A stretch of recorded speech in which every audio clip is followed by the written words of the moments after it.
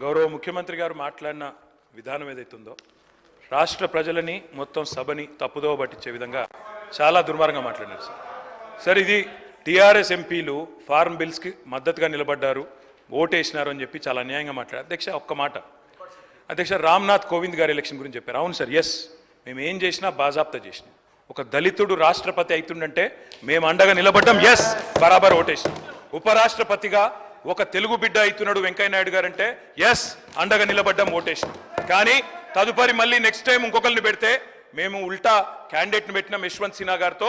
మేము మద్దతు ఇవ్వడమే కాదు సార్, నేను పోయి రాహుల్ గాంధీ గారు పక్కన కూర్చొని పార్లమెంట్లో మా పార్టీ తరఫున నేను సంతకం పెట్టి వచ్చిన సార్. వారు ఈ రకంగా మిస్లీడ్ చేయడం తప్పు. ఫార్మ్ బిల్స్కి మేము మద్దతు ఇవ్వలేదు, వ్యవసాయ చట్టాలకు మేము మద్దతు ఇవ్వలేదు, వాటిని రాజ్యసభలో వ్యతిరేకించినాం, గట్టిగా కొట్లాడినాం అధ్యక్ష. ఆ విషయంలో అనుమానం అవసరం లేదు. ఇంకా చాలా చెప్పారు అధ్యక్ష. వారికి నేను చెప్పేది ఒకటే అధ్యక్ష, ఇంకేదో విలీనాలు చీకటి ఒప్పందాలు అన్నారు అధ్యక్ష. నేను రేవంత్ రెడ్డి గారికి ఒకటే చెప్తా ఉన్నా అధ్యక్ష, మాకు చీకటి స్నేహాలు అలవాటు లేదు. రేవంత్ రెడ్డి గారికి ఉన్నాయి అధ్యక్ష. ఢిల్లీలో బీజేపీ వాళ్ళతో స్నేహం చేయడం, ఇప్పటికి కూడా ఆయన పనులన్నీ ఢిల్లీలో బీజేపీ ఎంపీలే చేస్తారు సార్. అధ్యక్ష కంక్లూడ్ చేస్తున్నా సార్. ఆయనేమో ఎటంటట్టు మాట్లాడచ్చా సార్, ఎన్ని మాట్లాడినారు సార్. అధ్యక్ష నేను అనేది ఒకటే, కేసీఆర్ గారి మీద ఆయన ఇష్టం వచ్చినట్టు మాట్లాడినారు. నేను ఒకటే అంటా ఉన్నా సార్, ఒకటి విలీనం చేయడానికి మేమేమి రేవంత్ రెడ్డి గారి లాగా పరాన్న జీవులం కాదు సార్. వారు పదవుల కోసం పార్టీలు మారిండు, మేము అట్లా కాదు సార్. పదవులు వదులుకున్నాం తెలంగాణ కోసం. కేసీఆర్ గారు మా పార్టీ ఒకసారి కాదు 100 సార్లు రాజీనామా చేసినాం. ఆయనలాగా మేము పరాన్న జీవులం కాదు. ఇంకొక మాట అధ్యక్ష, ఇవాళ బీజేపీ వాళ్ళతో చీకటి స్నేహం ఎవరు చేస్తున్నారు సార్? ఎందుకు భయపడుతున్నారు? మోడీ గారి పేరు తీసుకోవడానికి కూడా ముఖ్యమంత్రి గారు కేసీఆర్ పేరు చెప్పకపోతే బతుకుదేరు లేదా సార్? మోడీ గారి పేరు చేయడానికి కూడా ఎందుకు భయపడుతున్నాడు ముఖ్యమంత్రి? అంత భయం ఎందుకు సార్? అందుకే మేము అనేది అధ్యక్ష, ఇవాళ నోటికి వచ్చినట్టు మాట్లాడితే కాదు, తప్పకుండా రాష్ట్ర ప్రజలకు సమాధానం చెప్పాలి. 8 ఎంపీలున్నా తెచ్చింది గుండుసున్నా 6 గ్యారంటీలు ఎత్తేయడానికి గత ప్రభుత్వం మీద బదనాం చేయడం, రాష్ట్రం దివాలా తీసిందని మహేశ్వర్ రెడ్డి గారు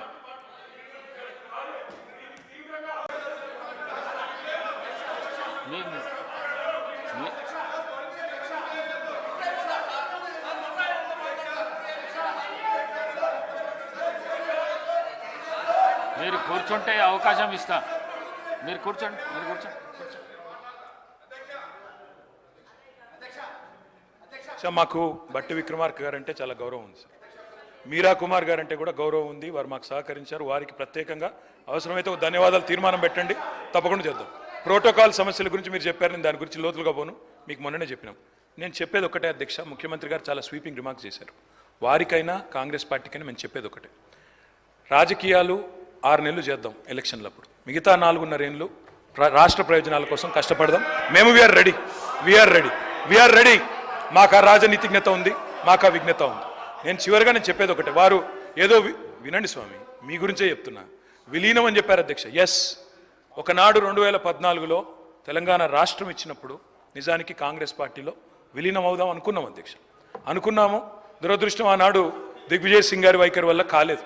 కానీ ఆ రోజు మేము కాంగ్రెస్తో విలీనం చర్చలు జరుపుతున్నప్పుడు ఆ రోజు ఇదే రేవంత్ రెడ్డి గారు సోనియా గాంధీ గారిని బలిదేవత అని, రాహుల్ గాంధీ గారిని ముద్దపప్పు అని తిట్టే పనిలో బిజీగా ఉన్నాడు. మేము ఏం చేసినా బాజాప్తాగానే చేసినాం, తప్ప బేజాప్తా చేయలేదు.